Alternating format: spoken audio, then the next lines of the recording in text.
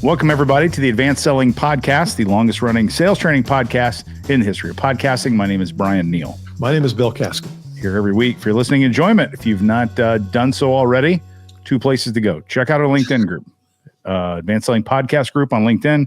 There's 14,000 or so people in there. Yeah. And then if you're not a member of the Insider, we talk about it all the time, and you're still sitting there going, oh, yeah, I got to do that. Just do it. Just do it. First Friday of every month, live training. My friend Bill. On our next episode, I'll tell you what we've got in store for April, because it might be interesting. I was messing around on Google the other day, and I don't know whether I was looking up podcast, maybe looking up how to grow a podcast. I don't know what it was, but you know how it gives you some questions down below the search. Yeah. And it just, it opened up. And one of the questions was, what's the longest running sales training podcast? No, it was not. Swear to God, it was. Was it us? Yeah. Oh, good. The Google answer was Advanced Selling Podcast. People are fact checking our claim. Well, I'm thinking, well, maybe it's now it's transcribing it. So it's like we've said it 700 times. It's so funny. These guys must be it. Yeah. That's how you win the AI game, right? Feed it yourself. Yeah, that's right. Like it's us. It's too funny. Too funny. So speaking of podcast, and we have laughed about people who want to be on the Advanced Selling Podcast. And as we don't let too many people on. It's just, it always feels like when someone reaches out to us, it's kind of a game. I know it's the PR game, but I got one today from a PR firm, and I thought it was really, really well done. The subject line was really well done. So I don't know if you can see it here. Let me read that. Heave you here. Heave you here. Heave you here. Here. And okay, heave you. Have you? Have you? Have you heard? Have you heard? You here? But it was not correct. None of it makes sense. And then it says your hi Bill! Exclamation point. Your latest episode really got me hooked. Really got me hooked. Did you see that one, or do you? No, but they're all the same. Especially when you broke down those 5 principles of blah, blah, blah. Okay. It inspired me to think about how I could bring some fun stories to your listener. As a best-selling author of the B2B, and then he went on to talk about. But are these AI written? I don't know. Does Rogan get these? You know what I mean? Oh, I just don't understand the process. It's like, I don't know. Yeah, let's wait for the day when Rogan says, you're on here today, Philip, because I got an email from your PR firm. And as soon as I saw heave you here, I'm like, we got to get this guy on. I mean, heave you here, heave you there, heave you everywhere, heave you. What does it mean? I'm going to throw you? Is that what it means? A heave? Is that an actual heave? There's just so much, and it's so easy. You and I are just laydowns for fun facts. Like if you go to our LinkedIn's, there's so many things to work with. You don't even have to try instead of sending generic automated messages. Yeah. Can I give you an old man thing real quick? Just because it's happening in real time. Old man thing? Yeah, sure. So kind of a little rush around more than I went to on Friday. Got some stuff going on today, and came in from my car. I'm like, damn it, forgot my glasses, and I wanted to see because I watched the video up there. So I've been looking for my glasses here for about the last 20 minutes here in the office. And I'm like, I got to get on for Bill. Do you happen to see my glasses, Bill? Do you happen to see them? They're actually right here. There we go. So anyways, if you're listening to this, I just found my glasses. I've been looking for 20 minutes. They've been hanging off my sweatshirt hanging on the chest. And I'm literally out of view. You know how I noticed them? I looked at the thing. I looked at the camera here. I'm like, shoot, my glasses are right there. Anyway, I do that. I'll do that all the time. It's crazy, all the time. And my wife, sometimes she'll get in the car. Oh my God, my phone. Where's my phone? Where's my phone? My phone. But have you seen my phone? I'm like, well, is it in your purse? No. And whenever they just say no and don't check, that's where it is. Where it is. Yeah. So she runs back. That's inside. where it was. I can't find it. Well, look in your purse. Oh, here it is. My wife has a little thing on her phone where she presses it and the phone beeps, so she can find it. And it's the watch thing. Yeah, typically she does typically near her. That would be good. All right. Topic. Yeah, I'll tee us in this. So there's a little cheeky phrase that I like and I've known to be true, especially the older I get. And the phrase is this: time goes fast and speeds up. Time goes fast and speeds up. And nothing is more true than if you're a seller, as the weeks turn into months, months turn into quarters, quarters turns into years, time goes fast and speeds up. And the quarter is over. Here we are. The quarter's over. And the second quarter you think is about to begin, but the second quarter began 2 months ago in January. It already started. And you're behind. And your sales leader is the last week of the quarter. Bill, so what do we got? Let's see if we can get closed in this quarter. I'm just chasing the end of the quarter. And it's just going to keep going faster as it goes on. Then you're going to hit the little summer slump, 4th of July week, everyone's gone, blah, blah, blah. Then it's going to be August, everyone's on vacation. Then all of a sudden the fourth quarter's here and the year's over. Yeah. We have a very time compressed job as sellers. So let's talk a little bit about what to do as a seller with this speeding up of time and how managers deal with it now, maybe how they should deal with it. Okay. That's a great topic. Yeah. I had you just kind of called it out. We talked in the pre-show about, I've got a client who is their top salesperson, and the manager called him in a couple of days ago. Here we are a week from the end, or 8 days from the end, and said, look, we got to, we're struggling in this quarter. We got to make things happen. Can we get some of this stuff off the street? And my client looks at him and says, if we could get it off the street, it would have been in by now. The idea that it's a 6-month selling cycle. This company's in. So if you just start at the end of the middle of the month, you're not going to end it by the end of the month. You're just not going to get it in.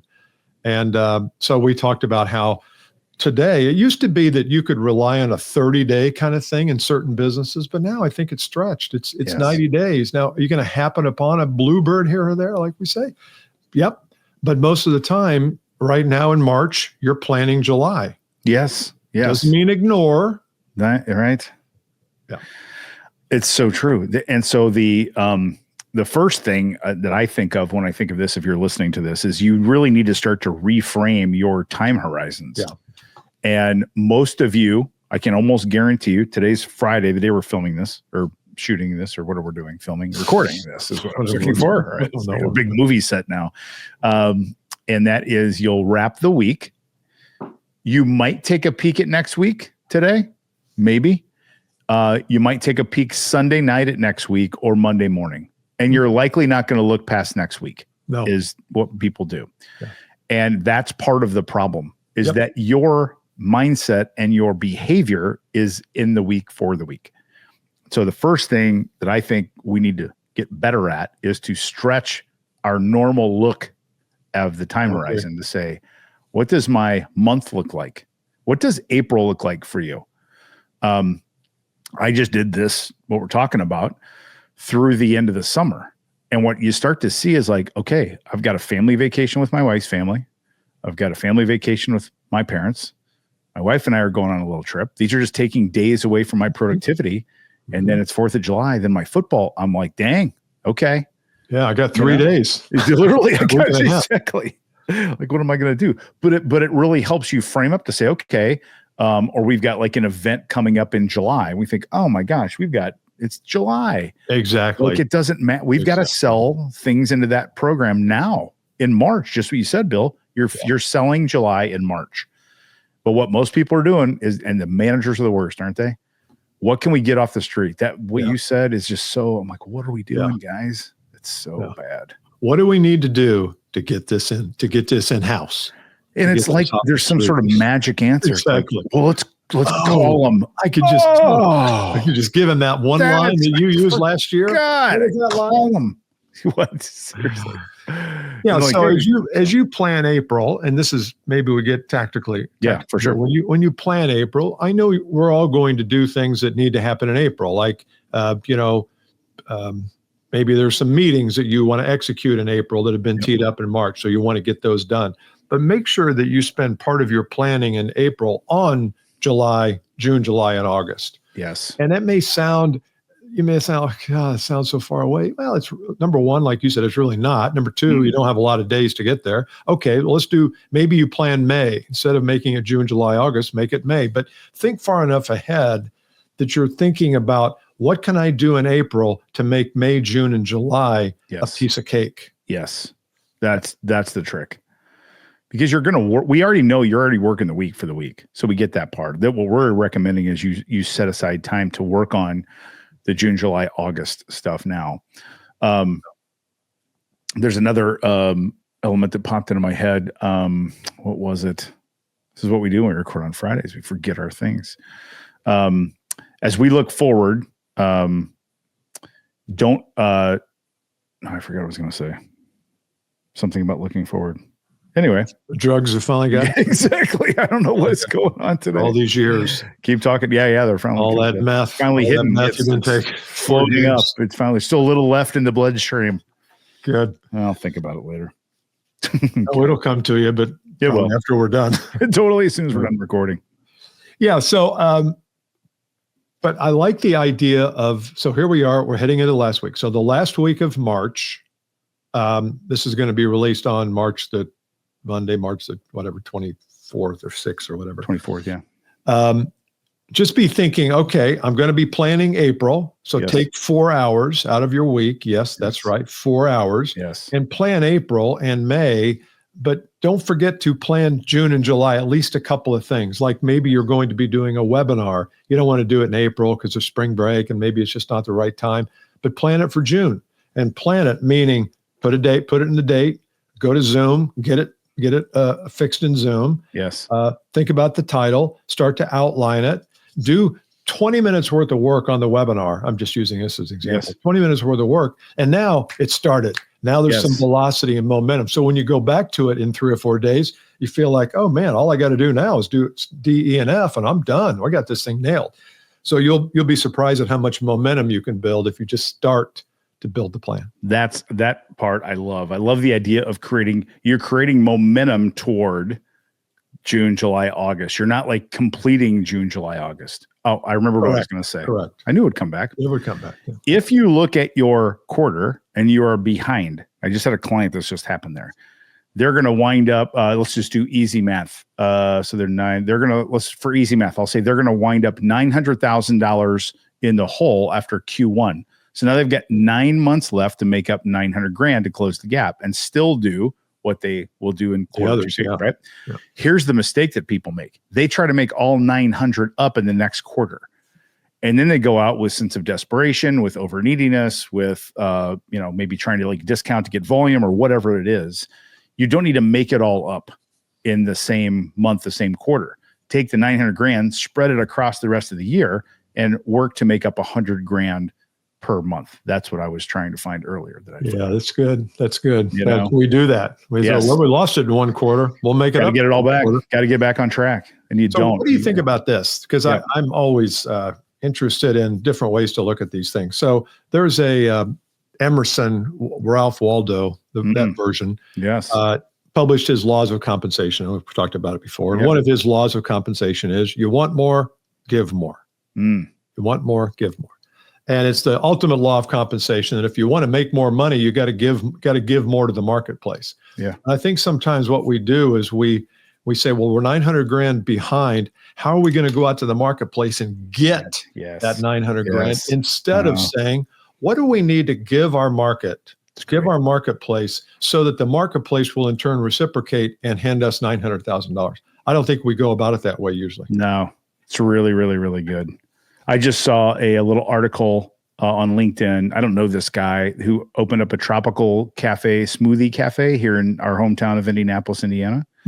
And he was doing his, it's a franchise, the smoothie, acai bowls. How do you say that? Acai? Acai. Mm-hmm. It's always interesting. And where was that? I've heard that, but I'm from Indiana, so I know. Some people say acai or acai. And then I'm always wondering too, one more aside on that one is where were acai berries when we were kids? Where's that? It's like just they were growing out of nowhere. They're like, okay, we finally got them. It's taken them 50 years to grow. 20 years to grow. Yeah. Now what we're going to do is freeze them and put them into smoothies and pretend they're healthy for you. Well, where were nut allergies when we were growing up? I never knew anybody that had one. Now we got nobody. Epidermals all over the place. Oh, that's funny. Epidurals. But he said in his, he was just kind of giving a recap of the year. And he talked about one of the things they did was when they first opened for their grand opening, they gave away a certain fixed number of free smoothies for a year, one a week for a year. And they had people camping out for their free smoothies. Buying smoothies. Buying smoothies, right? So, well, but the point is that, he's giving away stuff to create some demand for his thing, Absolutely. Which I'm like, that's great. So exactly what you said, because you're right. Absolutely. we instantly, so another way to open up a brand new franchise is like, we got to start fast. Let's get as many people in the door and sell as many smoothies as you can. He took the approach like, no, I'm going to give first. Yeah. And then that creates buzz, and now it sustains. I love that idea of what are we going to give to get the 900 grand back? Not that's right. How we go get it all. Because that's what everybody does. We might have to give $2 million yes. to get the 900 grand back. And maybe your business is not set up that way, but like if I got dumped in a city at Dallas and I wanted to start the business over, I would probably find 5 companies that I would train for free for 90 days. Oh my gosh. And then get testimonials or get referrals. And probably 3 of those 5 are going to continue. They're going to say, oh, I don't want to stop now. So giving away, for some reason we get this idea that giving away is a negative. It's not, especially if you're doing it with the intention of helping somebody grow or helping them get familiar with your products, your smoothies. They're coming back. They are. It's bad. They will. It's a bad product. You're going to be out of business anyway. And they'll tell everybody, and they'll bring their friends who will pay for theirs because you're the only one with freebies. So they'll say, let's don't be bringing your friends in here with this freebie deal. I love this concept of the give. I had a young person who's trying to build a keynote speaking business. Shot me a text asking for some advice and talked about, he has some opportunities. He wants to stamp the thing, and he's going to hold his ground on the time of speaking. They only want to speak 15. He wants to speak 45, and he's got to pay. And I'm like, you got to pay to be on, pay the stage. Or no, they're going to pay him. He's like, no, I'm not, I'm like, no. You go give as many speeches as you can for free. And if they ask you to speak for 4 minutes, you say thank you and speak for 4 minutes. Because that's how you go from that to getting 10, 15, 20, 40, 50, 80, $100,000 down the road. That's right. I'm speaking for free tonight. I'm doing a free speech actually for your people, Bill. Carmel Police Department. Oh, really? Awards banquet. Yeah. Give a little 15-minute talk. Some guy. Oh, cool. Somebody talk. Very I'm like, cool. those are gifts. Yeah. I said, yeah. Well, they're not going to pay your rate. Servants? No. They know he knew that. He's like, look, I know you do this for a living. I'm like, no, dude, no. Schools, churches, referee groups, public servants, freebie, no problem. Yeah. Buy me dinner. It's great. Well, sorry, we don't have that in our budget either. Like, I mean, kind of tight this time. Most listeners don't know a lot about what they would say Carmel, Indiana, but we say Carmel. There's plenty of going on. So the lesson there is don't be afraid to give some stuff away. No. Some stuff. I'll say it correctly. Truth. Don't be afraid. And again, back to this, what do you need to give to get the 900 grand? And that puts us in a giving mode, and a spirit and a grateful, gracious mode, a generous mode. And I think then you show up with the right vibe. Yes. You don't show up with a desperate vibe. That's great. And if you start planning to tie it all back together, what are you going to give? Like Bill mentioned, I'm going to do a webinar in June. I'm going to do a free meetup in July. I'm going to do this, I'm going to go talk to this entrepreneurial group for like budding young entrepreneurs in August. Those are gives, and you put those in the account and you work ahead, and then this stuff just starts to happen. It's good. Really, really good. All right. If you're interested in the Insider program, advancedsellingpodcast.com/insider, we gather once a month for about an hour and 15 minutes. We had an awesome session last month. When you join, you get the prior 3 months of recordings too. So, and if you go to advancedsellingpodcast.com/insider, all of the events, the curriculum for the rest of the year are on there. So check out April, and we'll be talking more about that next episode. See you next time. See you. Bye.